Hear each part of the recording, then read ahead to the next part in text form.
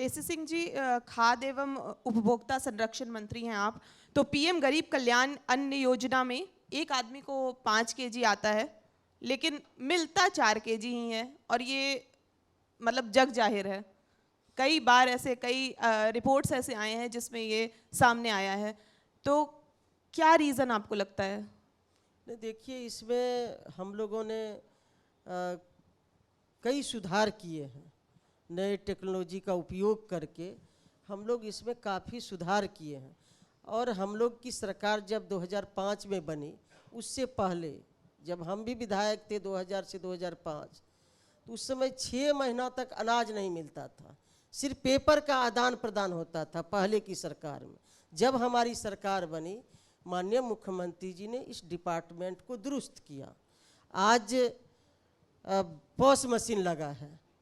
POS machine में allotment आता है, और कितना अलॉटमेंट आया, मान लीजिए 100 कुंटल किसी जन वितरण दुकानदार को आया, तो वो 80 कुंटल बांटा, तो 20 कुंटल जो है उस मशीन में रह गया जमा।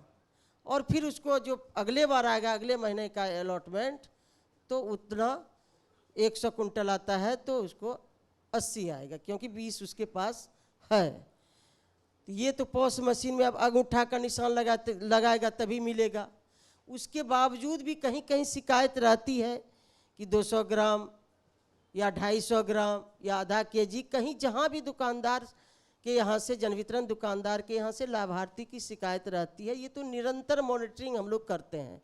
विभाग स्तर से टीम जाती है, फिर जिला स्तर से जिला पदाधिकारी टीम बनाते हैं।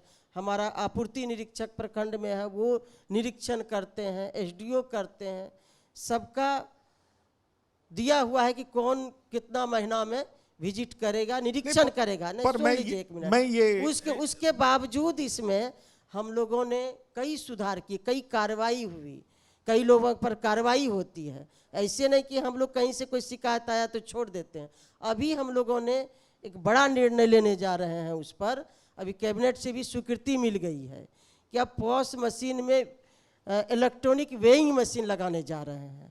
और फिर जन वितरण दुकानदार का भी शिकायत रहती थी कि हमको गोदाम से कम मिलता है बोरा में, तो अब हम इलेक्ट्रॉनिक वेइंग मशीन गोदाम में भी लगाएंगे और फिर यहाँ पॉस मशीन में भी लगाएंगे, जिसका मॉनिटरिंग विभाग सीधे तौर पर करेगा। यदि 5 केजी उस पर नहीं दिया जाएगा तो वो मशीन काम नहीं करेगा। एक तो इसका टेंडर हो गया है 110 करोड़ की राशि से, कैबिनेट से स्वीकृति हो गई है, टेंडर भी हो गया है, अब जल्द ही इसी महीने में फाइनल होगा।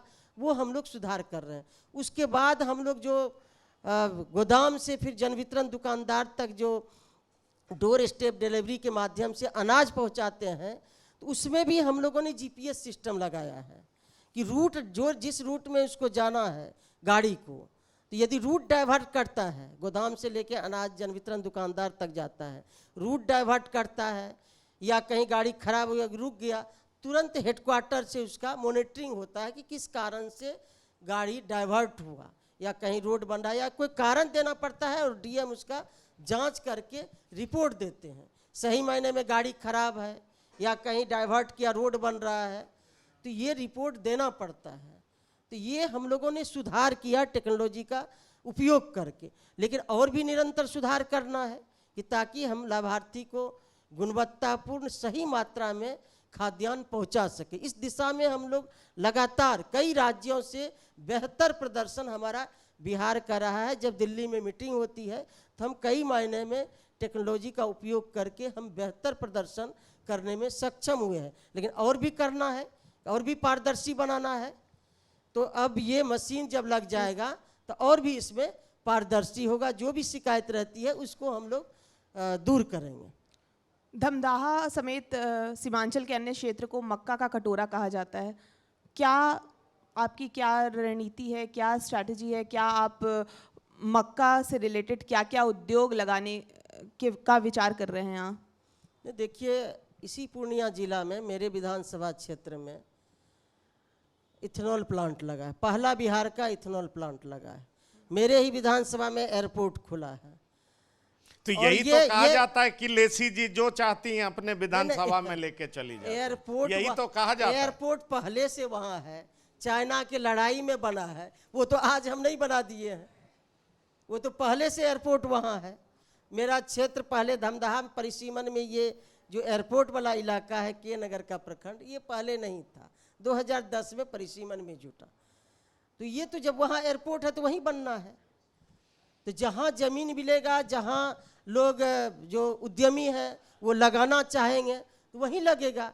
हम लोग तो उद्योग नीति भी इतना बेहतर बन गया है। अब तो हमारी सरकार का और हम लोगों का, माननीय मुख्यमंत्री जी का, हमारे नेता का एक ही फोकस है कि हम रोजगार को बढ़ावा दें, इंडस्ट्री लगे। इसलिए सभी जिला में इंडस्ट्रियल एरिया डेवलप किया जा रहा है, जमीन एक्वायर किया जा रहा है। आप लोग तो रोज देख रहे हैं कैबिनेट में हर जिले से यहाँ मक्का आधारित इंडस्ट्री लगे, इसका भी हम लोग प्रयास कर रहे हैं। चलिए,